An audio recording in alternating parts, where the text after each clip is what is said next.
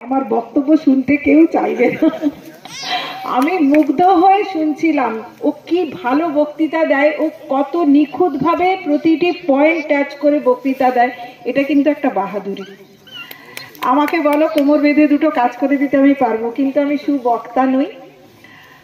আর নিজেদের গুণে মাফ করে দেবেন, আমি যা বলছি আমার অন্তরে যেটা বেরোচ্ছে বাথুয়ারি সম্বন্ধে সেইটুকুই আমি বলছি। আমি যখন প্রথম এমএলএ হলাম আমাকে এইভাবেই বোঝানো হয়েছিল বাথুয়ারিটা হচ্ছে ছাগলের তৃতীয় সন্তান, তার জন্য কেউ ভাবে না, তার জন্য কেউ চিন্তা করে না। প্রথমতই আমার মনে হয়েছিল আমি একবার বাথুয়ারি দেখে আসি, কেমন বাথুয়ারি, কেন তার কথা কেউ ভাবে না। কিন্তু বাথুয়ারিতে প্রথম দিন এসে যে উষ্ণ অভ্যর্থনা আমি পেয়েছিলাম সেদিনকেই আমার মনে হয়েছিল বাথুয়ারিকে কেন পিছিয়ে রাখা হয়েছে। কারণ একটাই, বাথুয়ারি প্রথম বুঝতে পারছিল না বাথুয়ারি ডান দিকে যাবে না বাম দিকে যাবে, মানে কি মেদিনীপুর কি যেন লোকসভায় যাবে না কাঁথি লোকসভায় আসবে, কাঁথি সাংগঠনিক জেলার মধ্যে আসবে না মেদিনীপুর সাংগঠনিক জেলার মধ্যে যাবে। সেই কারণে তাকে নিয়ে যে টানাপোড়েন ছিল আজকে সেটা ক্লিয়ার হয়েছে। এবং বাথুয়ারি সত্যি আমার প্রথম সন্তান, আমি এটা একটুও বাড়িয়ে বলছি না। এখানে আমি যে অভ্যর্থনা পাই, একটা মায়ের যে অভ্যর্থনা চাই, একটা মায়ের যে ভালোবাসা চাই, আমি বাথুয়ারির যে কোনো জায়গায় এলে সেই অভ্যর্থনা পাই। এবং আপনারা, আমি ছোট ছোট কথা অনেক কিছু এসে যাচ্ছে, আমি সত্যি গল্পের আকারে বলছি।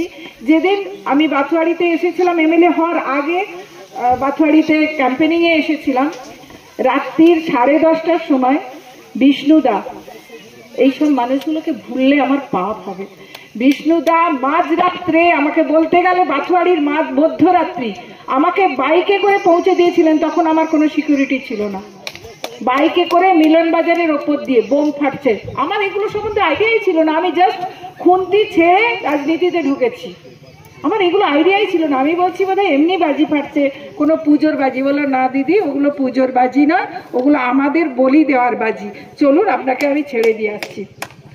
আপনারা আজ সত্যিই বলি, আপনারা যারা সামনে বসে আছেন এই মানুষগুলো না থাকলে বাথুয়ারি নয়, সুমিতা সিনহা কিচ্ছু নয়। সুমিতা সিনহাকে আগলে রাখার জন্য আজকের অভ্যর্থনা আমার চোখে জল চলে এসছে। বিশ্বাস করুন, কে বলে বাথুয়ারিতে গন্ডগোল চলছে, কে বলছে বাথুয়ারিতে সংঘর্ষ চলছে? এই মানুষ, এই কটা মানুষ, এই কটা মানুষ, আমি যাচ্ছি না, মাত্র বামুনিয়া বুথের মানুষ আটকে দিতে পারে পুরো সংঘর্ষ।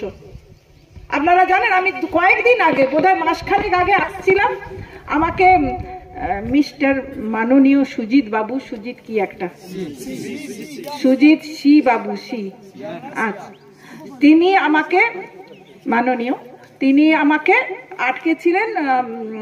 আমাদের পয়সা করি আটকে রেখেছে কেন, নরেন্দ্র মোদী জবাব চাই জবাব দাও, সুমিতা সিনহা জবাব চাই জবাব দাও, অনেক পাহাড়পুরে। আমার অনেক কিছু বলার ছিল, জবাব চাইছিল, জবাব দেওয়ার খুব ইচ্ছে ছিল, নেমেই জবাব দেওয়ার ইচ্ছে ছিল। সেই সুমিতা সিনহা আর নেই, সেই সুমিতা সিনহা আর ভয় পায় না। যেদিন আমার পুরো গাড়ির ওপরে কেরোসিন তেল ঢেলে দিয়েছিল সেই সুমিতা সিনহা আর নেই।